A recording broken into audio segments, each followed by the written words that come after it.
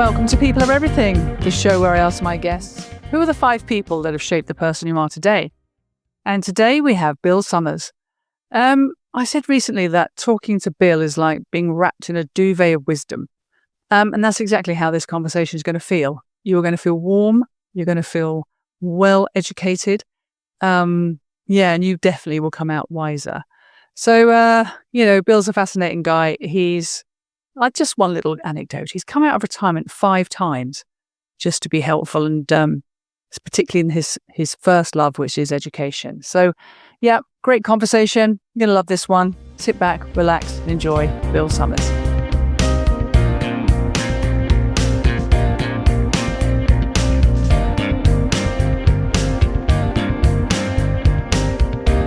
Hello, Bill. Welcome to People Are Everything. Firstly, how are you? Are you well? Well, interesting. A week ago, I had a knee replacement, so Wow. I'm still recovering and on a walker. But I like to be mentally engaged, so that's fine. I'm fine. A knee replacement, is that like a whole knee? What does a knee replacement mean? Well, I had the left knee replaced in 2019, and due to a blood clot and other things that happened. He needed to have the right knee replaced. So all of a sudden, on last Monday, February 23rd, I had his knee replaced. So I was up and walking the next day with a walker. So that's incredible. You're going to be like bionic on the time you're finished. Now, if they had a brain replacement, I might be better off. Well, I hope not, Bill, because, well, firstly, should I call you Dr. Bill? Dr. Sommers? What do we say with people with these credentials of yours? Use a doctor if you need it, but I'm just Bill. I'm a learner.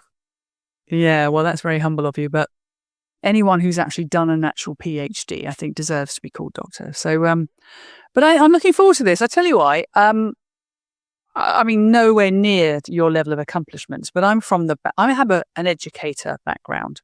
So I've run education establishments before. I've run 2 actually in my lifetime. And I know that that's a big feature of your professional life and how to help leaders of education establishments connect with their people and also their students in a much more meaningful way than, I think the word I read from the research you did was, less bureaucratic and more sort of human. So I think we're definitely cut from that cloth, the 2 of us. So I think there's going to be lots to talk about.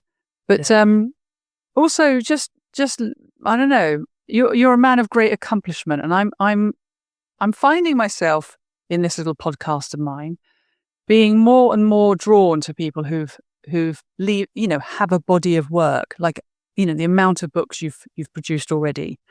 And I know you're in the middle of one with Dan Sittner, who actually put me in touch with you in the first place. So there's a little tag team going on between you both. So that to me is very impressive. So I am looking forward to this conversation. I'm bringing my A game. But I thought before we get into who the 5 people that you've chosen, would you mind just kind of sharing with the listeners, who you are and what you're all about? Well, 1970, I graduated from college thinking I was just going to be a jock, play football and wrestling. So much for that one. So I ended up going to a lab school and teaching and writing curriculum for self-paced instruction. Mm-hmm. So I taught in the inner city of Minneapolis for 5 years, physics, math, and a little bit of chemistry at night. Somebody said, "You should be a principal." And I said, "Get away from me, you're crazy." So I end up with a master's, end up being an assistant principal, and then later being a principal, and working in a federal lab for a couple of years, done a lot of writing. I was president of National Staff Development in U.S. for 1 year, on board for 5. So I just started turning on and learning. But if it wasn't for 2 people, I probably had been out of education. So I just keep learning, and somebody I want to learn from, I go find out or get certified. And how do you bring it in? Because nobody has the answer. Lots of people have some answers. And when I got my doctorate, I had all the education courses. So I actually went over to business school at the University of Minnesota, ended up with a minor in industrial relations.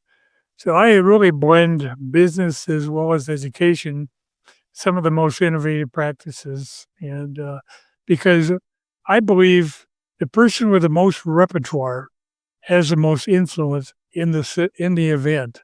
And so the more I have, the more I bring to a potential school. So I've come out of retirement 5 times to do turnarounds. If I know if a superintendent calls me, I know they're in trouble. Yeah. You're like, oh no, I was just enjoying this golf game or whatever it might be that you do. But oh, and part of it is I have never gone to a school where there isn't quality people. So how do you go in, figure out who are the players, and unleash that potential in the school who can do it with real kids in real time, real parents, etc. So I've done a lot of. I never read till I was about 38, and now I've read 1,300 books. So, but I believe this: knowledge is important and insufficient.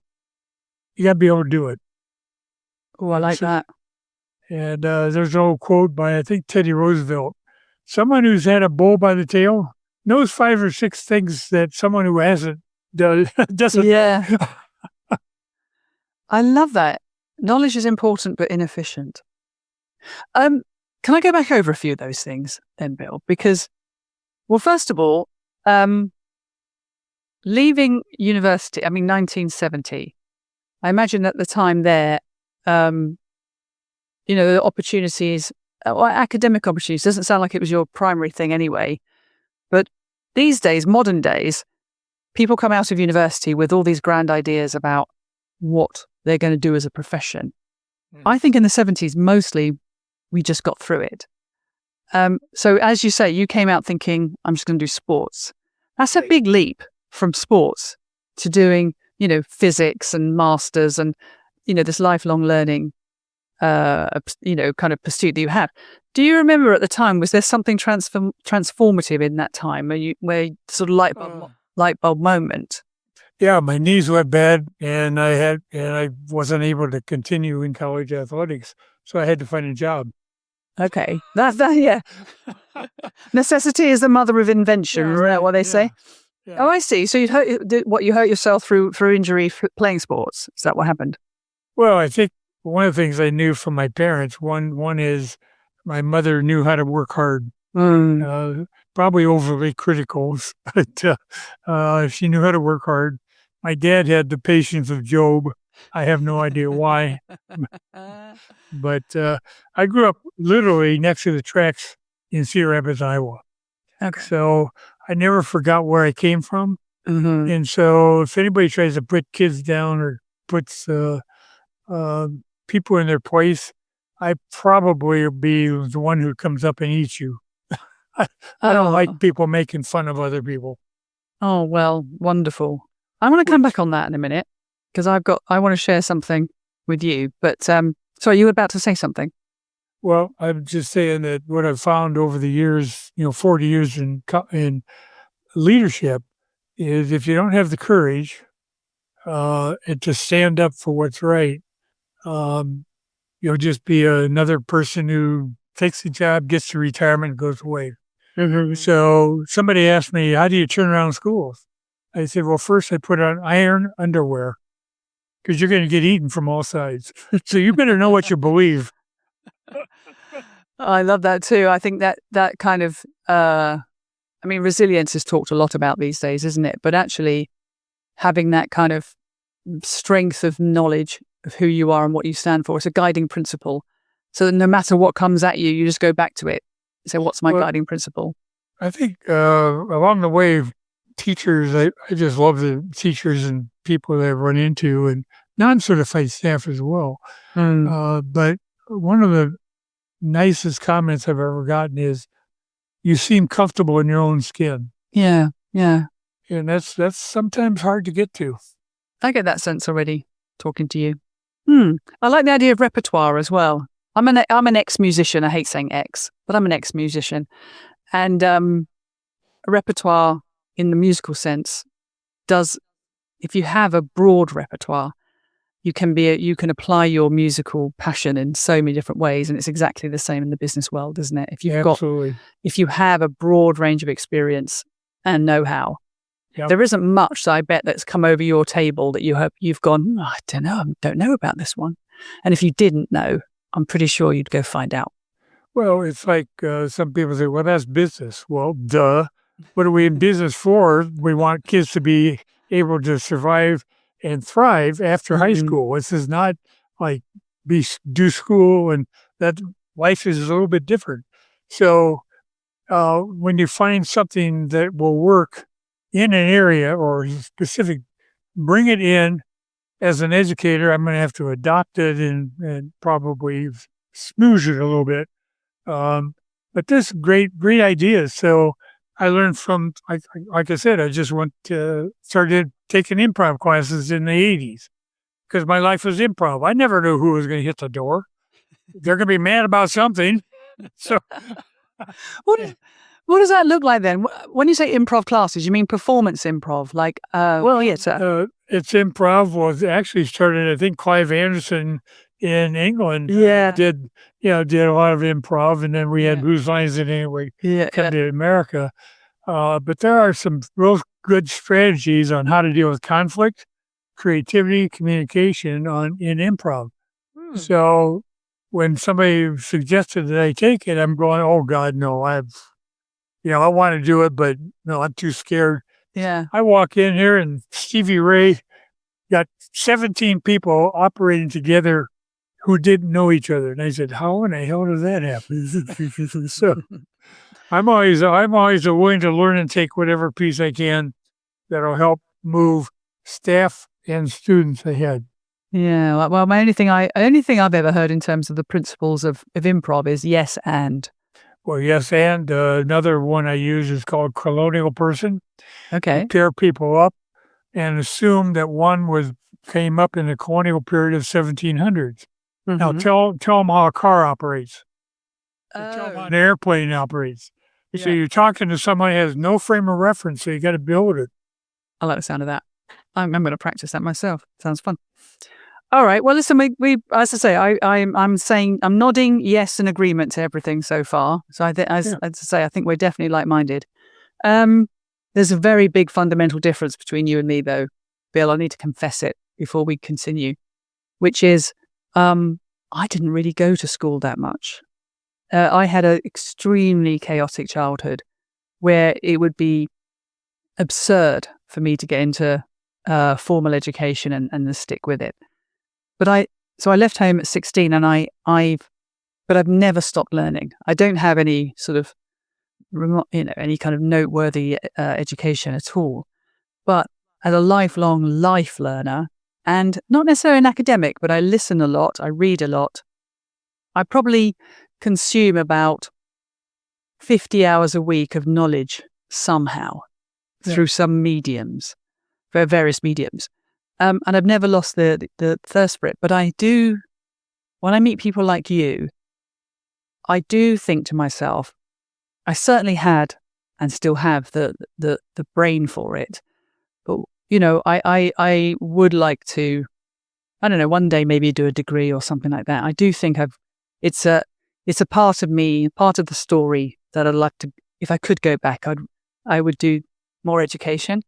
But I didn't have that. It wasn't really a possibility for me.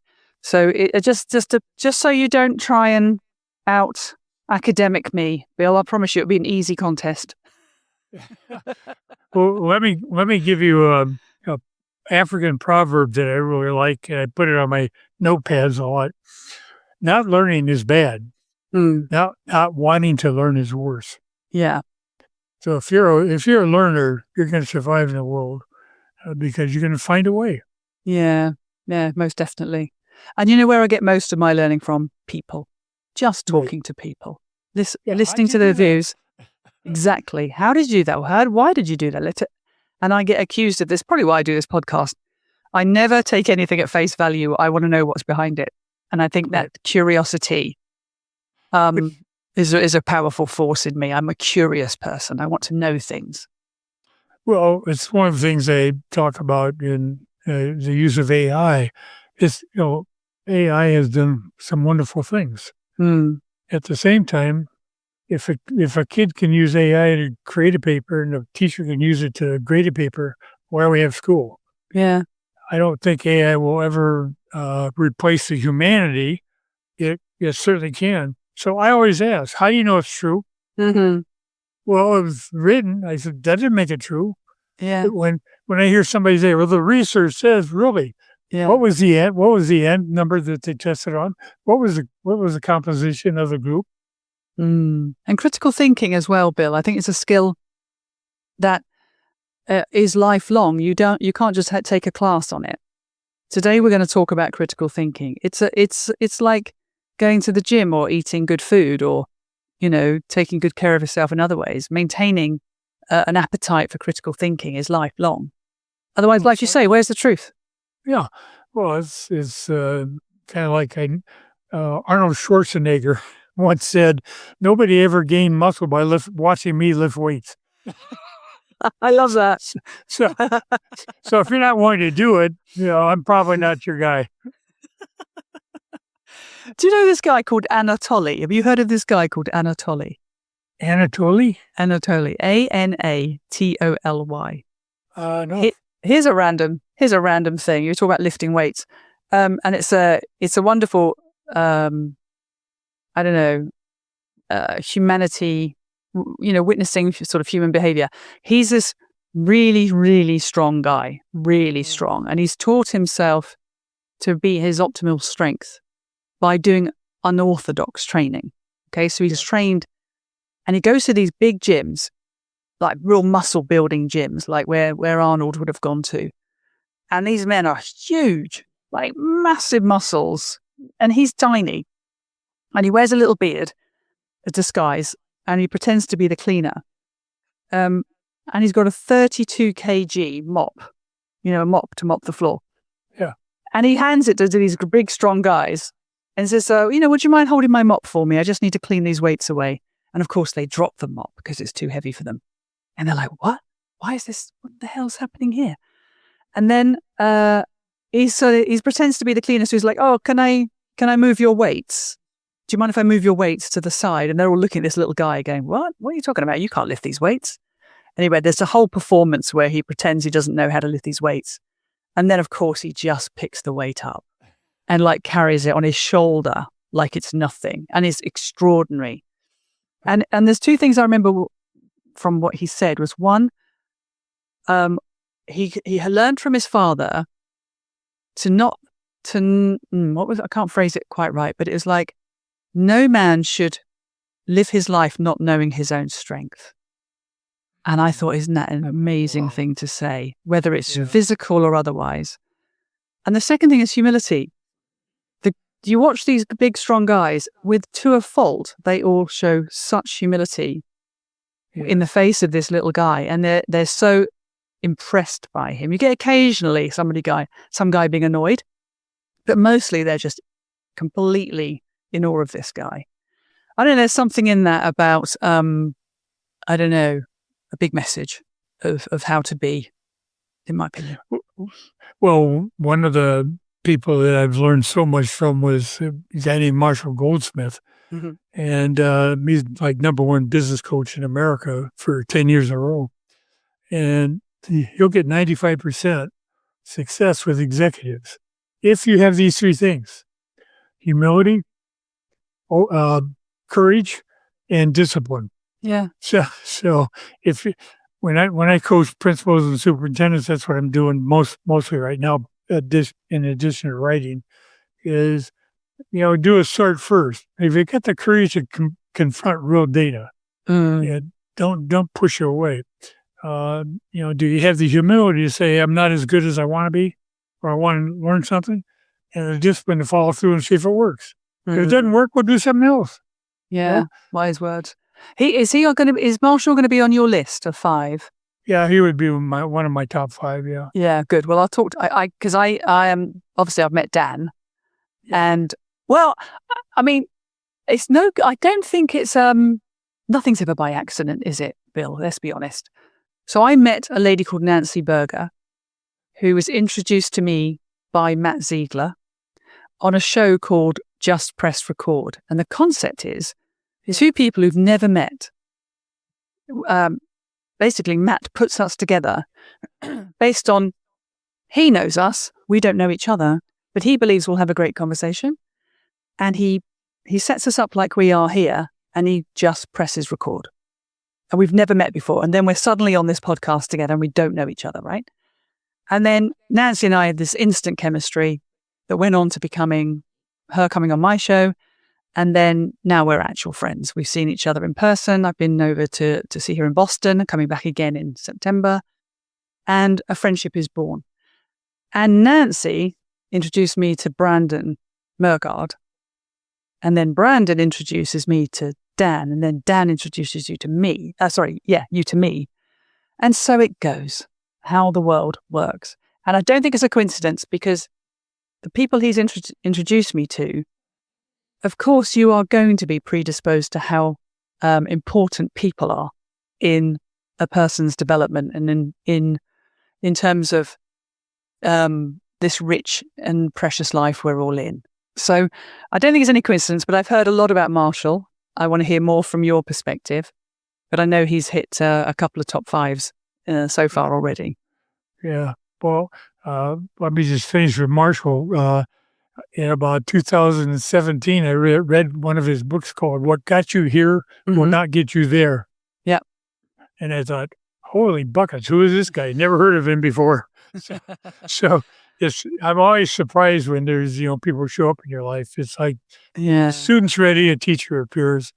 Probably the first guy that I really have to put my hats off to was Art Costa. He's 94 now. He's still in Sacramento. I spend a week or two anytime I can to sit and talk to him. And my third principal was the next nun, and Marnie Walmsley. I had been through a Marine Corps colonel and another wrestler from Iowa. So then I have Marnie, and I said, I'm done. 83, I'm done with this. I've been a knuckle buster, kicking kids in the rear end for attendance discipline in parking lot. And I'm leaving. She said, first of all, go see this guy named Art Costa. I said, why? She said, well, he's talking about thinking skills. This is 83 now. And I remember saying, what does thinking skills got to do with school? So I went to see him, and Art said this about an hour into the conversation.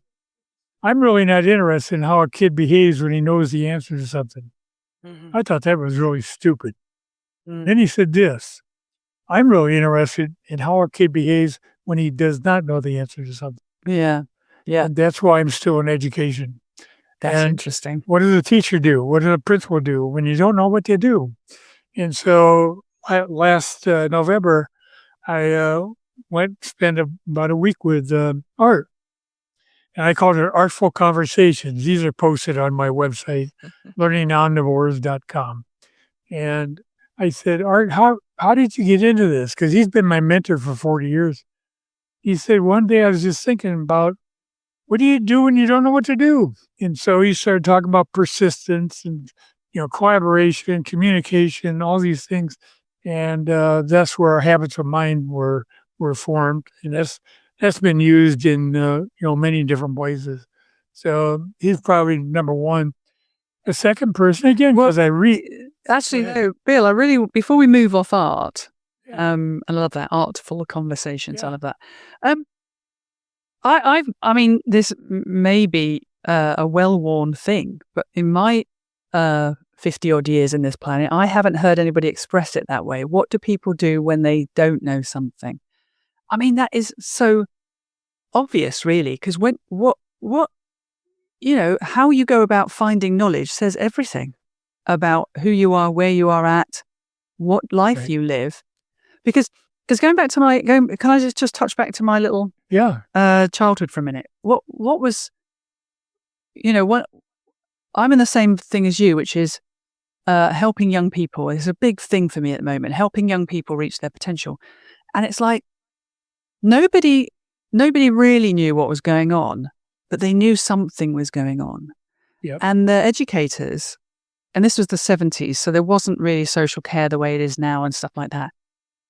But they knew that there was this bright young thing that hadn't got the opportunity to learn the way other people did.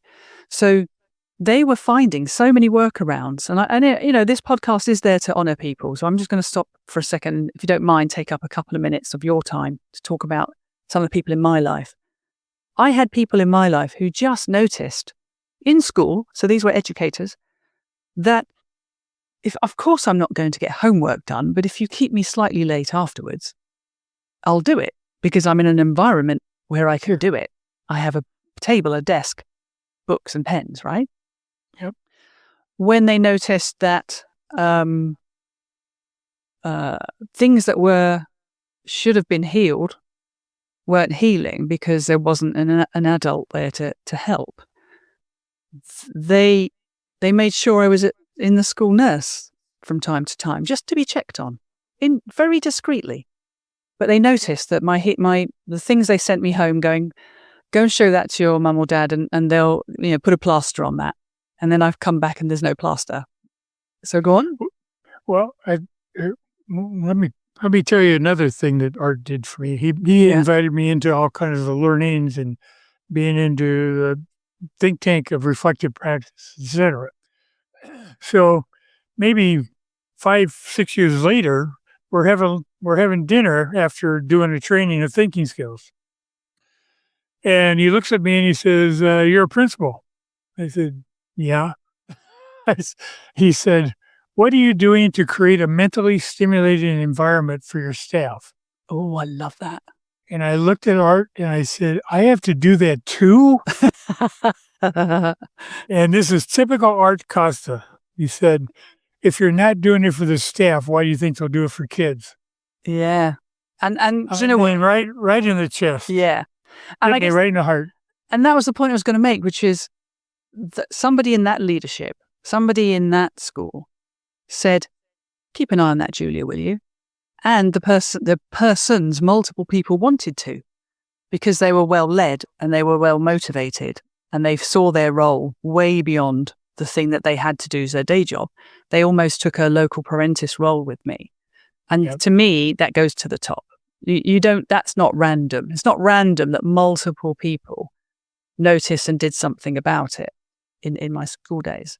So I just want to make that point. So I love the fact that Art had that similar or very, very strong view about that. So carry on about Art. I want to hear more about him before you move off. Art? May I tell you more about Art?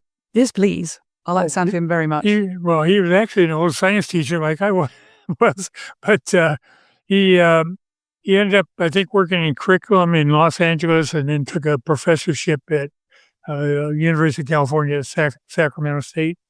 And he and Bob Grumerson created this reflective practice called cognitive coaching, and I was in that for years, and there's been 4 or 5 books on that. But he never stopped learning, and his real passion was the habits of mind. What are the habits that you can do that do not cost anything, that you can do no matter what the venue is? So when you start talking about persisting, reducing impulsivity, questioning, metacognition, wonderment. I mean, there's like 16 of them, but he said you don't have to pay money to do any of this. Yeah, it's practice. But these are behaviors that have been shown to help create success in everything from accounting to legal to whatever. Car repair. It doesn't make any difference. So that's where I think his legacy, and it has been. I was a national trainer for it. We've been in New Zealand and Australia and China and different places. Lived a life, eh? You say he's 93 now, you say? What? You say Art is 93 now? I think you said that. He's 90. I think he's 94. He lives in Sacramento. And I still call him at least several times a year just to tell him how much he meant to me. Oh, that's wonderful. Oh, well, you said he was your mentor for 40 years. He obviously means a huge amount to you. Yeah, it's Yeah. really important for Oh, me. I love that. Is he still in good health? See, Is he still in good health? well, he's confined to a wheelchair right now. Mhm. And so, at 94 and not quite as chipper as he used to be.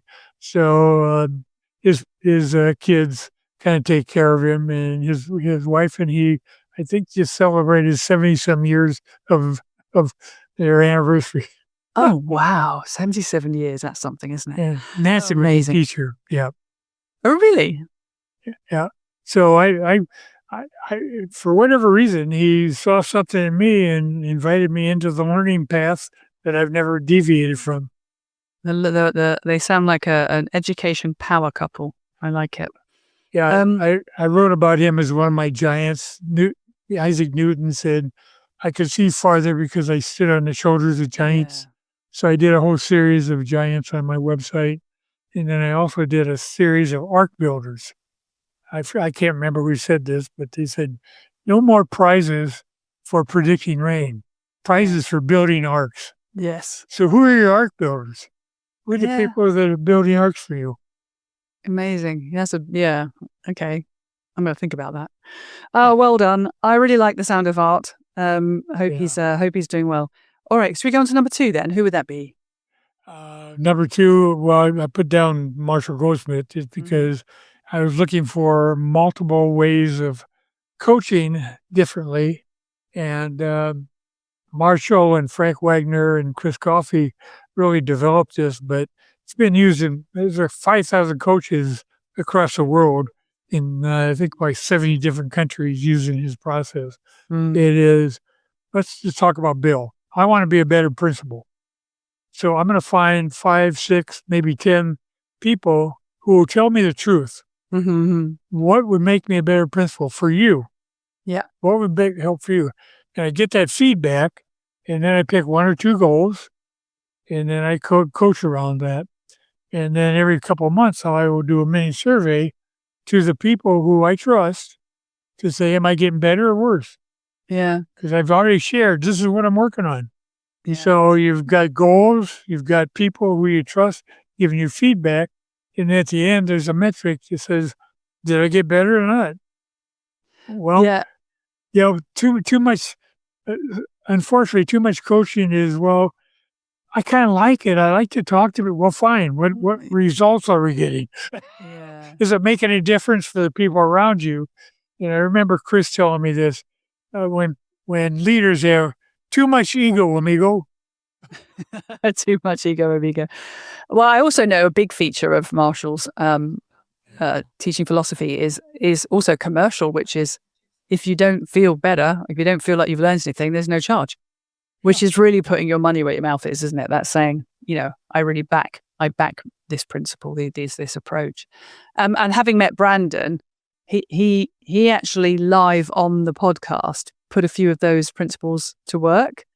Yeah. And it's really powerful to be on the receiving end of a completely different way of thinking about personal development. Was really something. He really challenged me on the call itself. And some of the principles he's taught me, I've used them 100 times since then. And that was 15 minutes worth of being exposed to this way of doing things. So I'm a big fan. I'm getting to know more people from the Marshall Goldsmith stable. I met Bill Zeeb the other day. Do you know who Bill Zeeb is? No. Bill Zeeb. Oh, Bill Zeeb? Yeah. Oh, Bill Zeeb is wonderful. Isn't he? He lives in Switzerland. He does. He's another one. He's one in our group. Yeah. Bill is just fantastic. He really is. I really very much enjoy talking to him. Yep. Okay, so do you want to say anything more about Marshall on a personal level? Because I say from a practitioner and as an author and as a, he is one of the, top 3 sort of master coaches of some of the, Fortune 500 companies. I mean, there's 4 million books sold. I mean, there's a lot of accolade there. Yeah. But have you got any personal anecdotes about about how he sort of affected you directly? Well, several things, just the whole process and what you could do. But one thing that continually struck and stuck with me, and again, I took a lot of training from the co-founder, Frank Wagner. Marshall keeps saying, it's not about you. Yeah. It's about them. Yeah. Oh, And duh. But it took a long time to learn. Right. Leader, get over yourself. Yeah. How are you helping? And that really fit with what Art said. What are you doing to create the mentally stimulating environment that people want to work in? Yeah.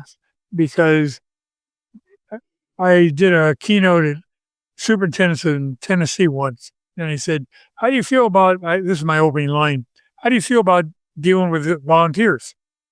And he said, what do you mean volunteers? I said, your best people don't have to work for you. They can find a job. So what are you doing to keep them, attract them, retain them, sustain them? Yeah. I said that once to a person that he was a founder of an organization. And I remember saying that to him. I was saying, because he had it very much the other way around, that his team were to serve his interests. And I was completely floored by that. I said, no.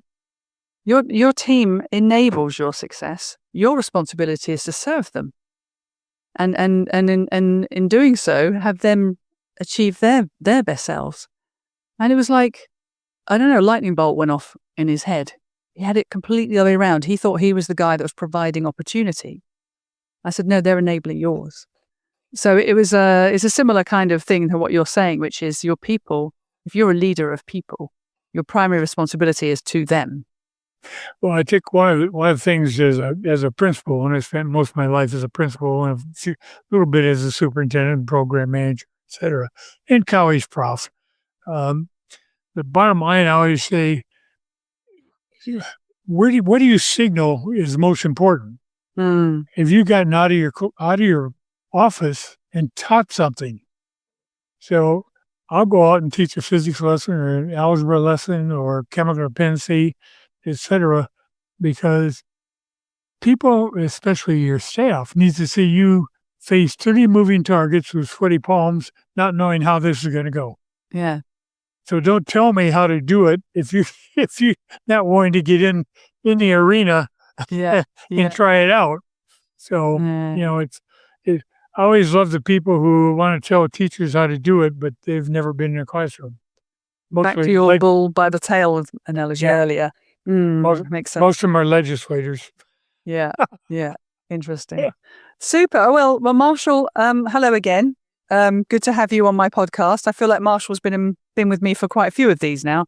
I feel like I need to meet him. I doubt that will happen, but at some point in my journey with this podcast, I hope to do that. All right. Well, listen, should we go on to number 3? Say again? Should we do number 3? Oh, number 3. Yes. I put down Rich Sheridan. Again, I read out of education, although there's some really powerful people in education. Andy Hargraves I think he's from Wales, lives in Toronto now. And well, anyway, I'll get my number 4. Rich Sheridan, I was one of the turnarounds. Parents had me over for dinner. And on the way out, I looked at the credenza, and there's this book called Joy, Inc. And I asked the people, I said, what is that about? And the female said, well, we're studying this book. I think it was a healthcare system that she worked in. And I said, Joy, Inc. I don't know what it is, but I got to find out what that's about. So I bought the book, read it, and I'm going, I don't buy this at all. So I call up Richard Sheridan, who wrote the book, who is the CEO at Menlo Innovations in Ann Arbor, Michigan. And I said, I want to spend a day with you. And he said, well, we do tours. I said, I don't want a tour. I want to talk to you. I said, the stuff that you're talking about in this book just blows me away. Yeah. And what he said was, it's about how do you get a joyful workplace so that you get the camaraderie and transfer of knowledge. And so I'll make this a little bit shorter, but so I literally went up there, and Art Costa went with me and a couple more of my friends, and Richard Sheridan spent the day with us. And he said, our mission statement is to end human suffering due to technology. Wow. And I said, why don't we have end human suffering due to education for staff and students as a mission statement? Yeah. So several things a couple of things I learned from him is you get one computer, two people. You have to talk to each other. Yeah. If you don't want to collaborate, you can't work here. I said, how do you hire staff? He said, do they play well with others? If they don't play well with others, they can't work here. Is that a literal thing or a metaphorical thing? One computer, two people. Is that literally? Yeah. So he's got like 50 people, all movable desks in this big open area, and his desk is out there too. He's not clustered in some. So he has just become a tremendous, not only friend, but a confidant and talk about how do we bring joy back into learning? How do we bring joy back into schools? And so he's working with a couple other schools, and he has been just generous with his time. Anytime I've hosted a podcast or something that Rich has been wanting to do, he's just a fantastic human being. I just posted, my last post was learn to fly. And he was a physics major, by the way. And so being a physics major, so he had this airplane. So what is the weight that's holding you down? What is the drag that is holding your plane from going? What's the thrust that'll get you moving? And what's the lift? And just think about that to your organization. He's just amazing. Rich Sheridan. I love it when people bring complex, I don't know, either thoughts, processes, whatever it might be, bring a level of complexity down to a very simple image. And taking flight is a really simple image that anyone can get behind. But it's this idea of putting joy into education. I mean, I don't know if you're very close to what happens here in the UK, but there has been almost no innovation at all in education for probably since the Industrial Revolution. I mean, it's still a teacher at the front, 30 bored kids at the back. You're similar to America, although there are pockets of innovation going on. And Ted Dintersmith wrote a book called What School Could Be, and found he's a billionaire. So he traveled around the United States, went to every state, found at least two schools that were beating the odds. But it's not going to come through politicians and restructuring. What's interesting, UK, when you go back to Summerhill and all kinds of really innovative things. But America, I just say America sometimes gets too arrogant. They think they have the answer. Well, why is Europe and Asia beating the crap out of us? Because they're trying things. Maybe. I mean, it's been a while since I've been in the education world, so maybe things have changed. Do you remember a guy called Sir Ken Robinson? Do you know this name, Sir Ken Robinson? Sure. Oh, yeah. You remember him? Absolutely. The Element. The Element, and his whole thing about creativity being taught out of people. I had the great pleasure of actually meeting him. I went to one of his talks. Yeah, we had a long conversation, and anybody who hasn't heard of him listening now, please go and see his TED Talk first of all as a gateway. But his presence, I mean, he walked out on this stage, and honestly, Bill, it gives me shivers to think about it. Here's a guy with, childhood polio who walked out with a cane.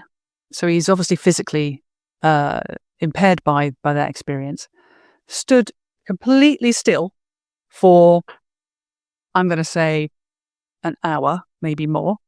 Sure. And spoke so eloquently and so passionately about what he believed in terms of education.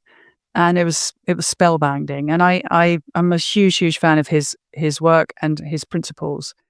And yet his legacy, I guess, is the ambition is still there. People want more creativity. Maybe AI is going to force the issue because if you don't need to retain knowledge anymore, maybe it is going to be about life skills, creativity, etc. is going to be more featured.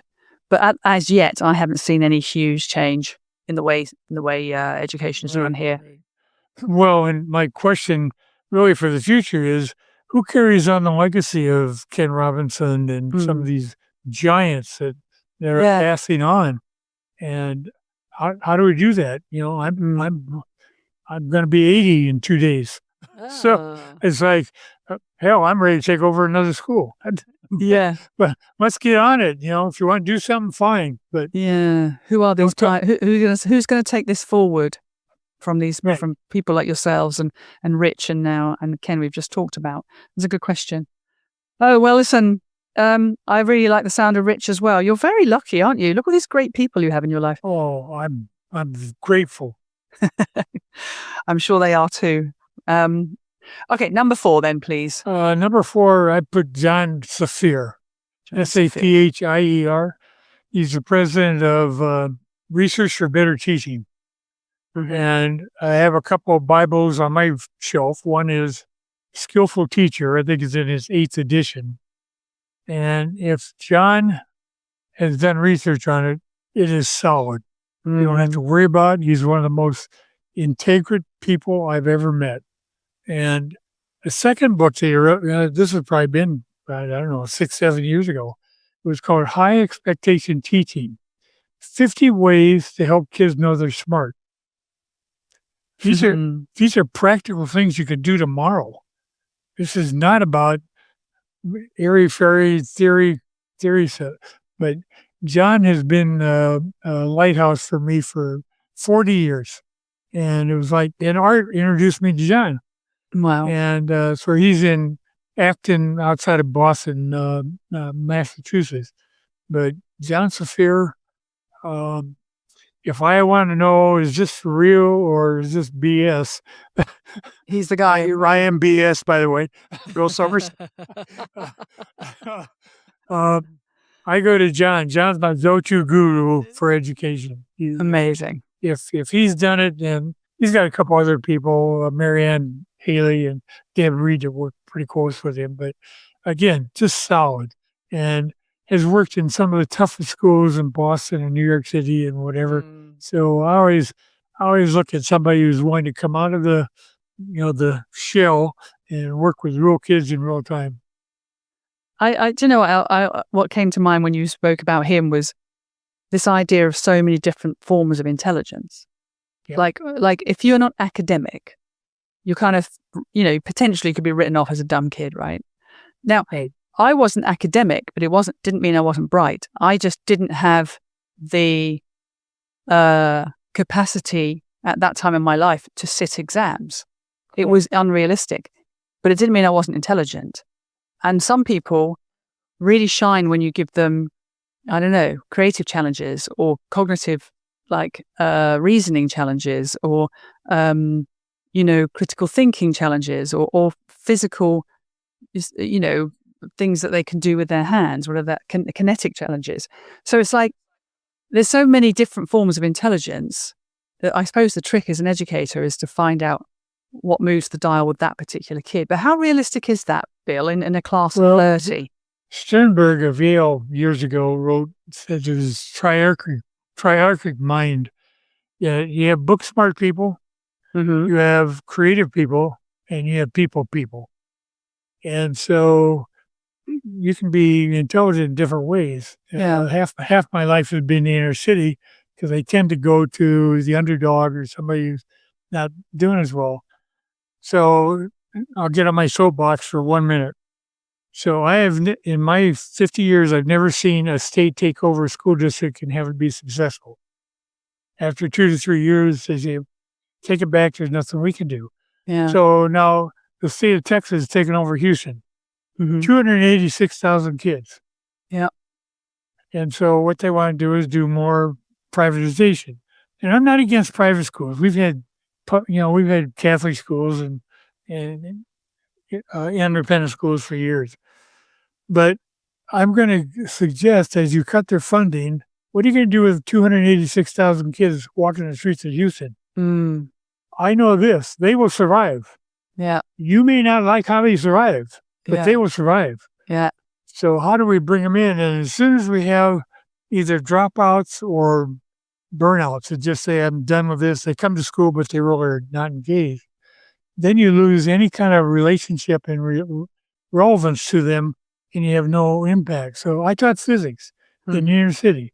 So after, trying to do, algorithms, etc., I finally one day pack up your bag. We're going down 3 blocks to the Cedar Lake in Minneapolis. I spent 40 years in Minneapolis. And so I said, you're seniors, you're driving, right? How did that car get through the yellow light and that one didn't? Oh, I don't know. I said, would you like to know?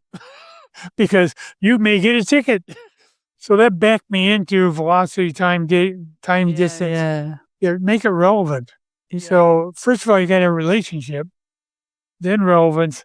Then you can work on, the rigor of getting better at stuff. But if you don't have a relationship, you're not going very far.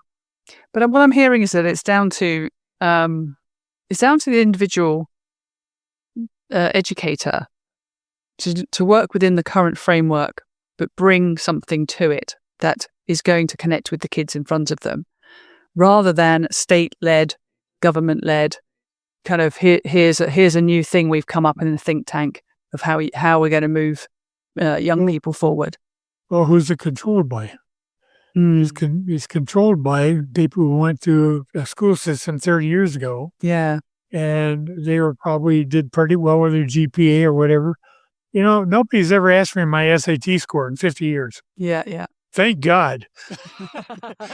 But these are my parents who got to high school. So yeah. Yes. What do you think is going to happen then, Bill? What's your prediction?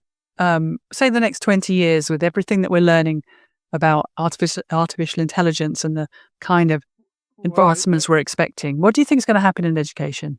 Well, I think you got several prongs, and that's where when you tie funding to test scores, you're screwed. Because if it's tied to test scores, then you'll do whatever you need to test, get test scores. So how many superintendents have gone to jail for manipulating test scores in the United States? Yeah.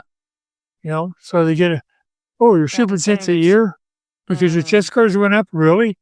How about how many people graduated and have a happy life? Yeah. Matter of fact, our assessment is not, in my opinion, aligned. Like Richard Sheridan, do they play well together? Yeah. We have a meta-curriculum in education that we never talk about.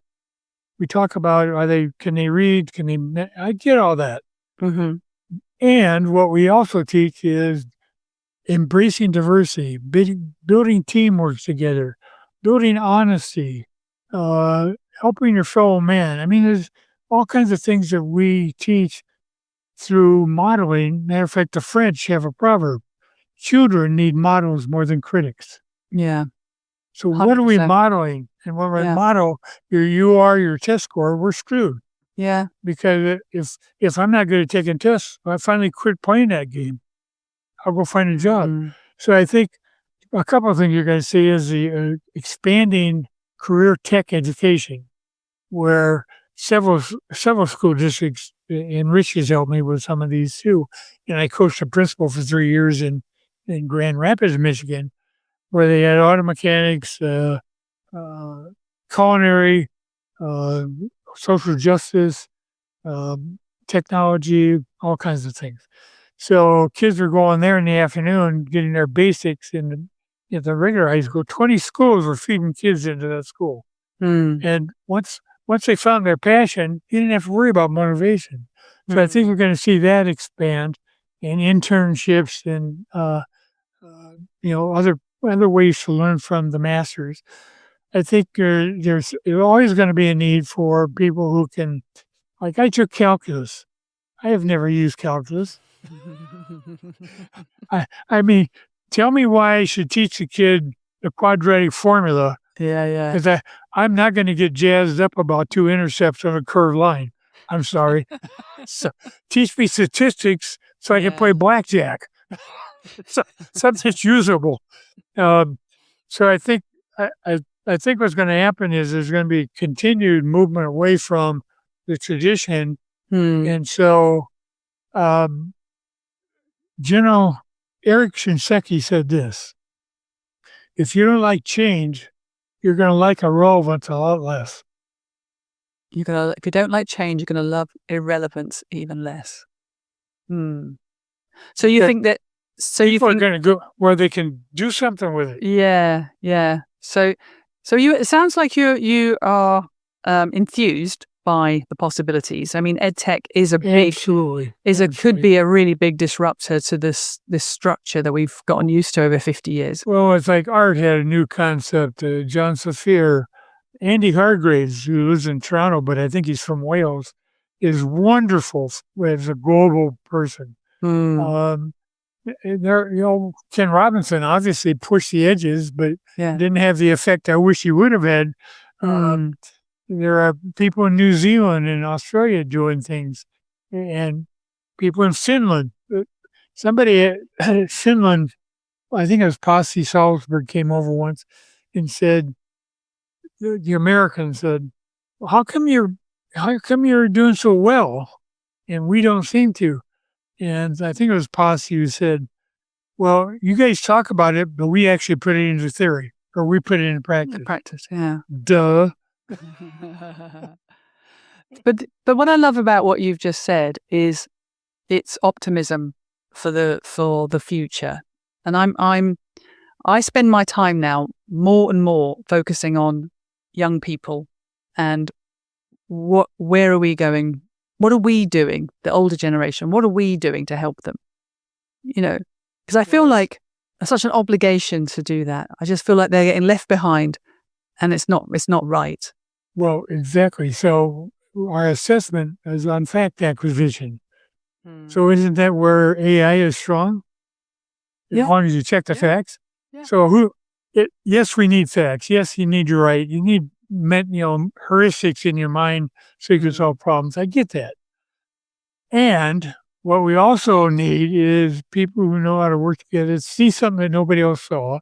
Matter of fact, Google, here's some assessment things that I think we ought to be doing. We ought to be doing my number 5 is Amy Erickson on psychological safety. You can have physical safety, but do you have psychological safety to try things? Yeah. Then she wrote the book, The Right Kind of Wrong. Try stuff out, see what it works. Yeah. I've learned more from things that didn't work than things that did work. Yeah. So why are we not assessing learned optimism, the work of Seligman at UPenn? Mm-hmm. Why aren't we tracking grit? Angela Duckworth, I think she's at UPenn.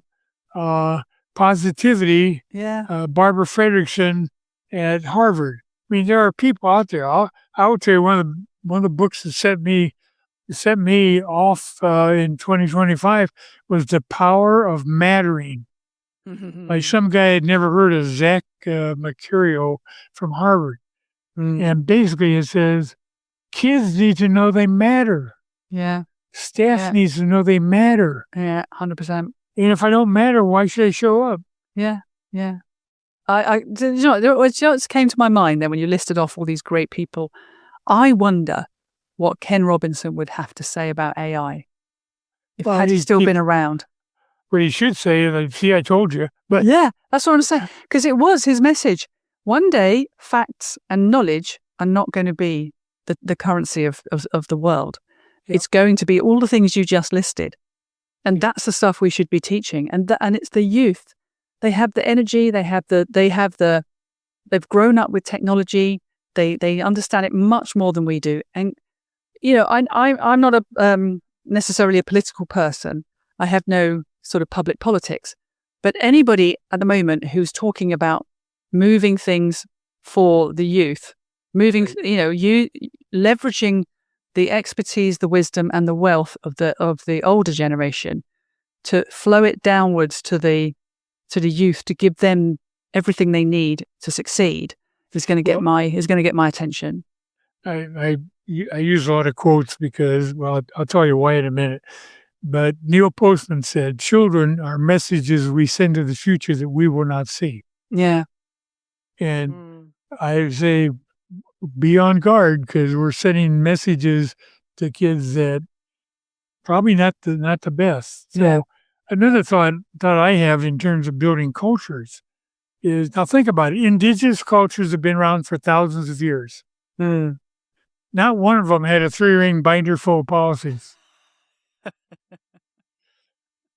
Good point. They transmitted their culture through Yeah. story and metaphor, Yeah. and the elders who would take the young people under their wing and show them the ways of the forest. So a couple of books that I always go to because I'm always looking for stories, and is one was Tribal Wisdom for the Modern World. It's called Millennium. Yeah. And another one is I can't remember the first title, but it's Native Wisdom for White Minds.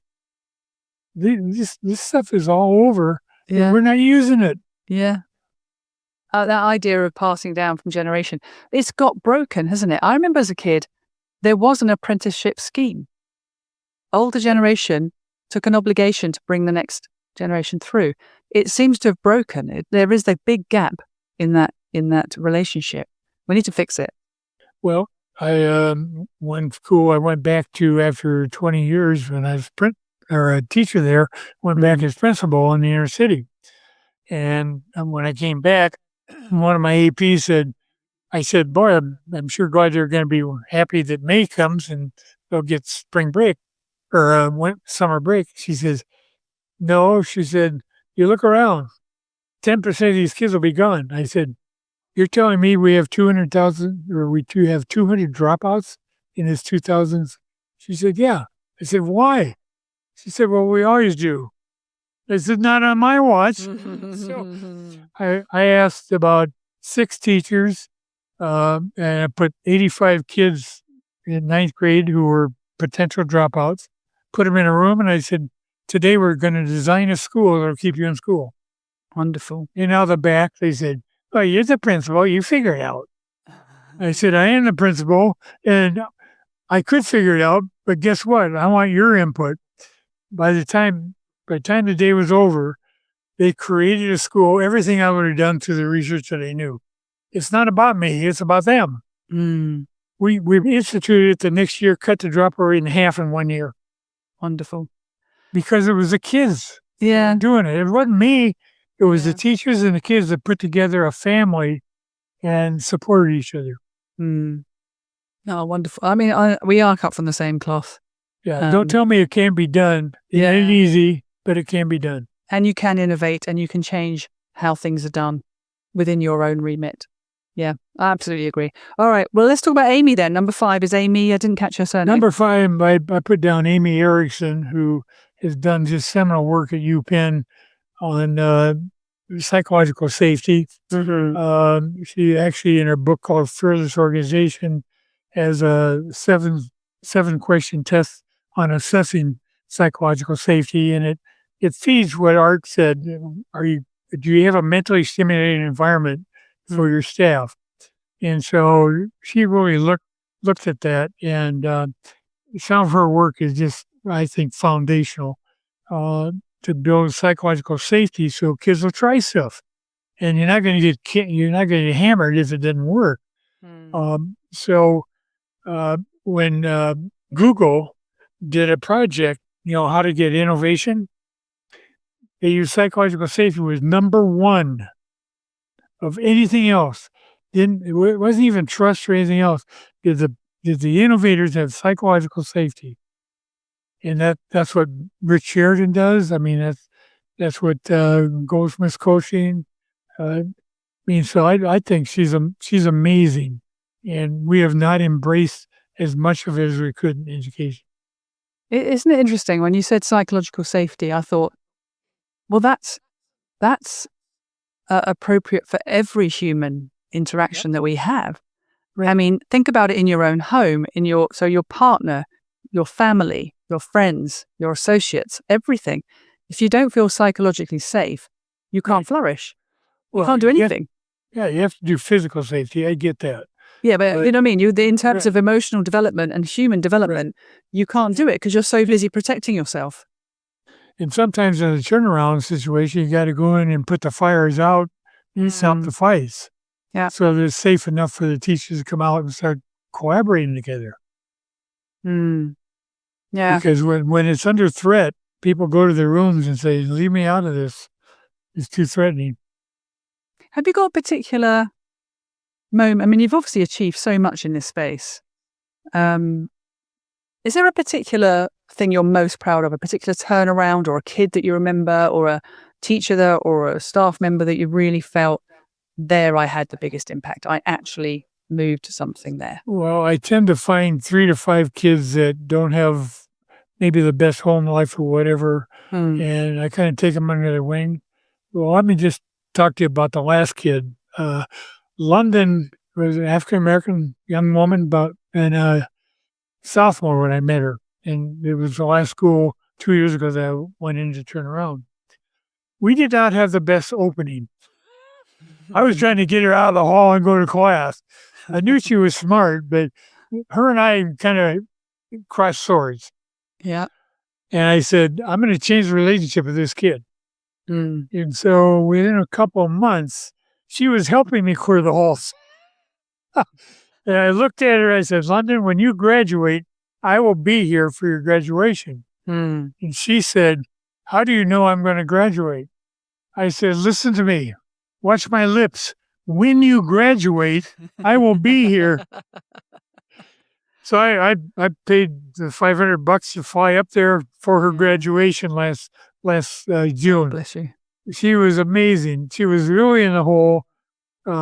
Just had a single parent, had to take care of her daughter, her sibling, etc. But it can be done. And I've seen staff. You walk in and they're just burned out, and Andy Hargreaves told me he would be my 6th person. And he said, it's not having too much to do that burns educators out. He said, what burns them out is doing a yeoman's effort and not seeing any results. Because that's where they finally just go. So when you come in terms of a leadership structure in building a culture, and it's never one person, you got to build it with your administrative team and teachers. And then ultimately, in this last school, 70% kids of color. So I built a student leadership with Black males, Black females, Somali, Latino, AAPI, and Gay Straight Alliance. Build leadership with the kids because they're the ones that are going to carry it. They're the ones that need to be safe. They did some amazing things. Now, sometimes if you don't have 2 to 3 years, it'll fight back. But you got to engage the kids. It's not doing to; it's working with. Yeah. And Bill, while you were speaking, it reminds me of how many people on this podcast, though, so far. I've done about 50 or so of these now. Not many in the podcast world. I'm still quite new, really. People have done hundreds and hundreds. But there's a theme. The teacher theme is big. The amount of people who choose a teacher to honour in their 5. Yep. Because that you've changed London's life. She will have a different life because you saw this person and you met her where she did more for me than I did for her. Well, I'm sure because that's the beautiful thing about young people as well. They teach you so much, don't they? But anyone that you connect with on a human level and see your impact on them and their impact on you is a good thing. That's what I like this book, Power of Mattering. How do the kid know he matters to someone? Yeah. And that's all it takes. I mean, I'm certainly not 100% with every kid either. So, sometimes you just say you can't, I don't know, you can do what you want, but you can't do it here. Yeah. So, sometimes, but you do what you can. It's like the starfish. Well, it made a difference with that one. Yeah. But listen, I know you're not done. Like, you've come out of retirement 5 times, I think you said at the beginning. I imagine you're not really going to ever have a retirement. It doesn't sound like you're done with any of this, and it sounds like it's super important for you to continue. I'll die going somewhere. I don't know where. I know it. I know it. Having spoken to you for just this short time, I just know that's true. So listen. Well, anything I can do in the future to help move, help you and others that you think I can contribute, just give me a call. Oh, listen, you already are, because I think anybody listening to this podcast, firstly, just the amount of references that you've given for future reading and how you've amplified people's work. To me, that's a great thing to do anyway. It's a really honourable thing to do that anyway. Share that knowledge, amplify those people. Well, thank you. My website, www.learningovnivores.com. There's free book summaries, free something that pisses me off, and I write about it. So it's like, I wrote one for leaders called "Build Trust or Become Toast." So, but anything on there is free, so it's not. I'm not selling anything. But that's the other thing. The power of people at a certain stage in their lives is that, as the T-shirts say, no F's to give. You get to a point in your career and life where it's more important to speak your truth and move things forward as you think they should be moved than it is to say protect your livelihood or your career or whatever. And that's why I know there's a lot of talk at the moment about ageism. Oh, once you reach 50 odd, you're not really good for anything. Are you joking? We're the people who have the wisdom, the knowledge, the life skills, and we have 2 F's to give. We want to tell the truth because we can. And I think we are definitely to be listened to, and people of your stature as well most definitely need to be listened to, that you have lived a life and you continue to, and you have no stake in the game other than to help young people come through. That's it. That's your whole thing. So anything I can do to amplify you, actually, Bill, I will do. Well, I know years ago I was getting on a plane to go back to Minneapolis from Boston, and I read this article by Adam Bryant, and it talked about a book called The Corner Office. And I don't know that I can give all 5 of them, but he said, I interviewed 70 CEOs, and what were the 5 things that stood out? One was an enormous curiosity, intellectual capacity. Yeah. Number 2 was team smarts. Mm-hmm. Number 3 was battle-hardened confidence. Battle-hardened confidence, I like that. A simple mindset. And I can't remember what the 5th one was. Yeah. But it's one that I thought it was really good, and it was out of business, but I've used that in education. Yeah. Are you willing to stand in there and stand up for what's right and take your lumps? But I don't back up much. Yeah, don't back away from a fight. No, I get you, and nor should you. Honestly, Bill, this has been really, really a wonderful conversation. I've learned a lot.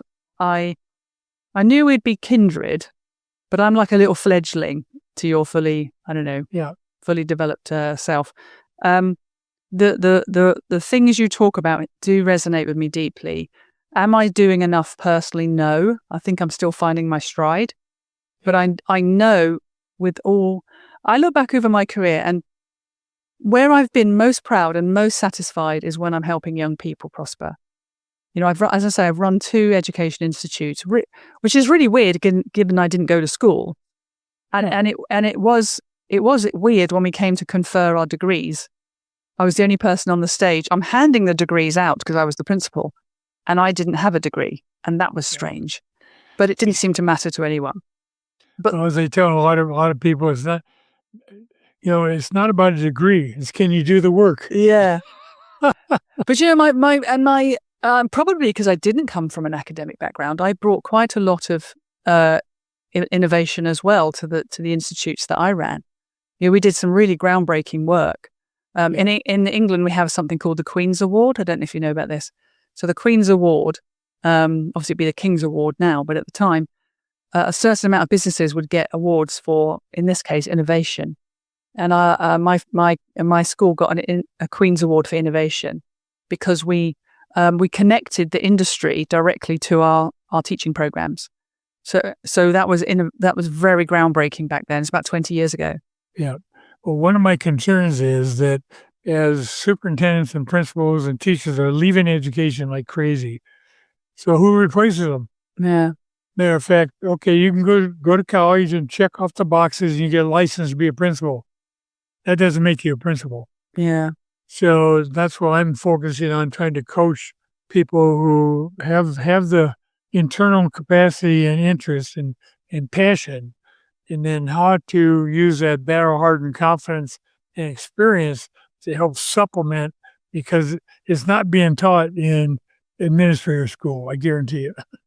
Well, please tell me you're taking all of this and you're making sure that it goes forward in some way, that you're affecting policy, that you're affecting practice, that it's kind of written down, Bill, because going back to Ken Robinson, if you don't know him and how pioneering he was, yes, he has a couple of books, but you have to kind of seek him out.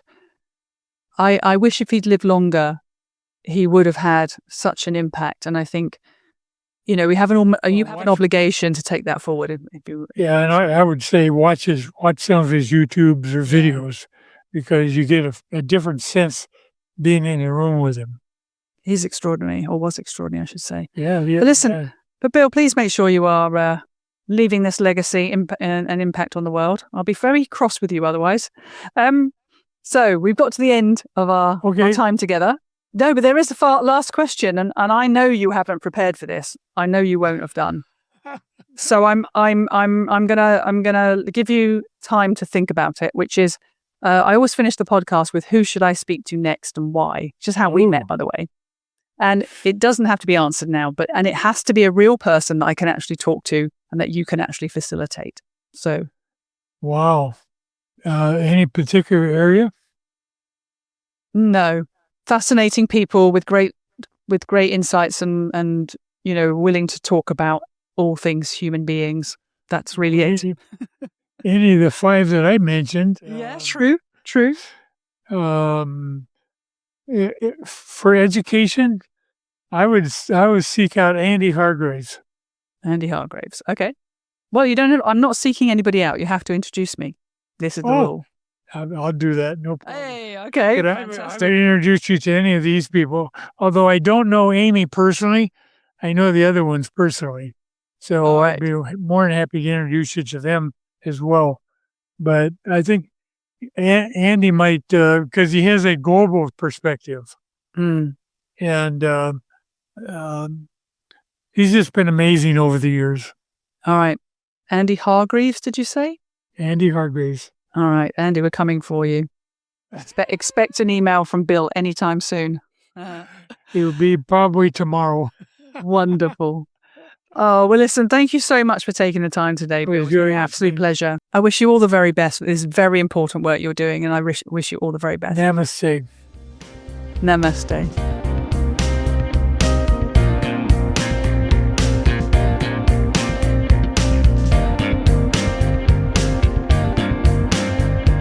I told you you'd like that one. That was the lovely Bill Sommers there. I hope you're feeling warm, cozy, and more wise at the end of that one. I certainly was. So on to next week, we have JB Adams. JB is, a business strategist, I suppose. I guess that's his primary function. But he's got some wonderful ways. And one particular theme that comes out in our conversation that you can look forward to is this idea of connection and trust between people. He has a theory that if we all just spend 14, not 15, specific about this, 14 minutes getting to know the person in front of you, that we will all benefit from that. So it's another wonderful conversation. It's going to be my finale for season 5, which I can hardly believe. So yeah, a very, very fitting finale as well. It's a great, great conversation. So until then, have a good week ahead. And I'll see you next week with JB Adams. Until then, bye-bye now.